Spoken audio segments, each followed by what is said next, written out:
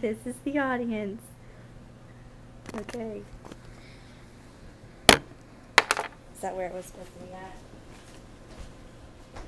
Okay.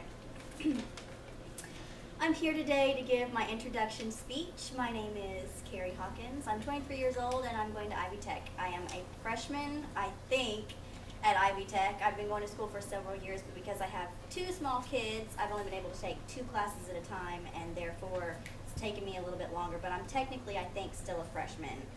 And right now my major is liberal arts. I had to choose a major, and since nursing isn't a major until you're accepted into the program, they put me in the liberal arts program.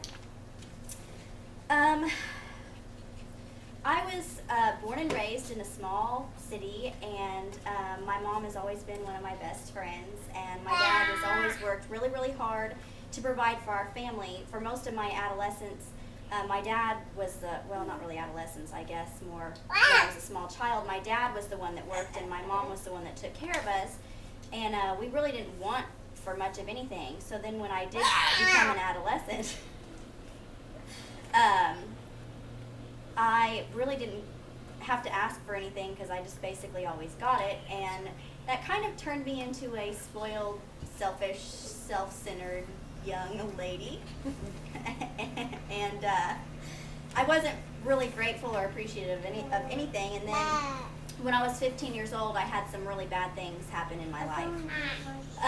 In July, one of my very best friends was in a really bad car accident, and she was killed. And then almost 6 months later to the day, I had another good friend that was in a tragic train accident, and she was up at Riley Hospital for a long time, and then she was placed at home in a bed because she was in a vegetative state, and is still to this day in a vegetative state. And those 2 incidents had major impact on my life and who I am today. Life goes on, and so you have to go on with it. And so anyways, you move on, and of course when I was 18 years old, right out of high school, I graduated and I got married. And never having had to deal with anything, I had to learn pretty fast how to not only deal with a new husband and moving 600 miles away from the only home I'd ever known, but I also had to learn how to deal with finances and paying bills and learning to budget on a relatively low income. And I learned real fast to appreciate my parents after that. And I have learned that as you grow up, things aren't always as they seem, and you're never promised another day. And I have learned not to ever take people or anything for granted. Jobs don't last, and money comes and goes, and friends come and go.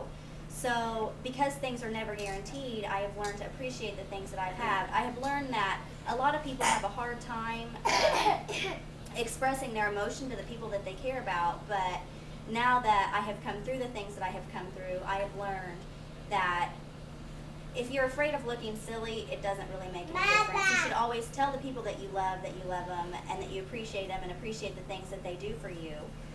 And so because of the things that I have learned over the course of my life, I have decided that what I want to do with my life is to help people. And in that, of course, I want to become a nurse, and I'm going to help people in a medical way. But what's more than that is if I can go to Walmart and meet a complete stranger and talk to them and make them smile and make them laugh, make their day just a little bit brighter, then I feel like I've helped somebody. And my goal now is to teach my children how to love and how to be loved and how to show love to others. And I want them to know the things that I have learned so that as they're growing, they won't take things for granted the way that I have, but that they will learn to appreciate what that they have given. And I think that there's a quote that I found that really relates how I feel about what I have learned and what I want to continue to do with my life. And I will leave you with this quote by Eleanor Roosevelt. The quote is, "Yesterday's history, tomorrow is a mystery, but today is a gift, and that's why it's called the present."